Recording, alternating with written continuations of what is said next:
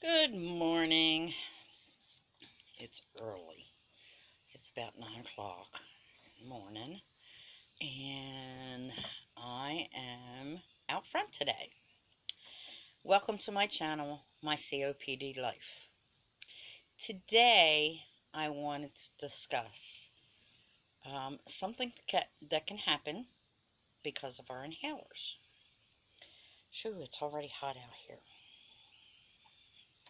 The humidity is supposed to be 94% today, so I will not be outside very much today.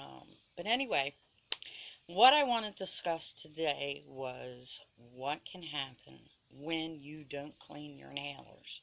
7 years ago, when I was diagnosed, I was never told about cleaning my inhalers. Sorry, dry mouth this morning. But I have my Boost. I drink Boost every morning. Make sure I get my vitamins and my proteins. But anyway, 7 years ago when I was diagnosed with stage 3 COPD, I was not told about cleaning my inhaler. Well, a few years later, um, my throat got sore, and I had all these white dots on my tongue and my throat, and I was like, what is this? What is going on? And of course, when I went to my doctor, every time I'm sick, she always says I have the crud no matter what I have. But anyway, she had told me I had gotten thrush. Thrush is a fungus that can come from not cleaning your inhalers. I did not know this because I never cleaned my inhalers. Sorry, I'm already sweating out here. So, grabbing my inhalers.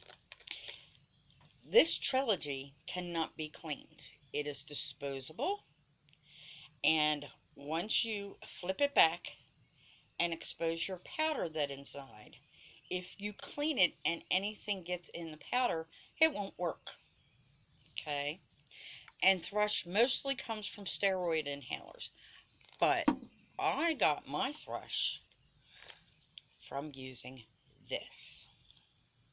Now, normally there would be a cap on here, but if you can see inside, I'm trying to get a good picture, there's a little white dot in there. That little white dot gets bacteria from your mouth from blowing in and breathing out. So what you need to do is you take your inhaler out and you take this part and you want to run some hot water or rubbing alcohol in there very, very well to get that little white piece, to make sure there's nothing on it, and it'll have little white specks on it. Kind of looks like little pieces of dandruff or something like that. But you want to get this cleaned out. Take a towel, get the water out of it. Do not clean this part, just this part inside and all around the mouth part. Put your inhaler back in and let it air dry. A good time to do this is before you go to bed, because you won't need it after you go to bed. But if you don't do it, you can end up with thrush. Thrush is treatable at home. It takes longer, but it's a good idea to rinse your mouth out with salt water or mouthwash twice a day, every day, to prevent thrush. I prefer, I'm not a fan of salt water. I think it's yucky. I prefer to use mouthwash. I use mouthwash after I brush my teeth in the morning. And I also brush my tongue, because that's where thrush starts, is on your tongue, and then it goes to the back of your mouth and down your throat. So I brush my teeth in the morning, and then I rinse with mouthwash. And then in the evening, I brush my teeth again, and I rinse with mouthwash. The best thing for you to do is This is a piece of equipment, and just like any other a piece of equipment, it needs to be cleaned. If it doesn't stay clean, you're going to get sick. It's another side effect of COPD. Unfortunately, I've only I've experienced this once. Just once.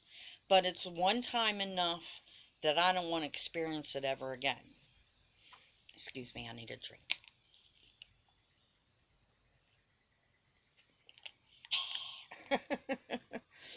Anyway, um, when you get thrush, your throat is very sore and very raw.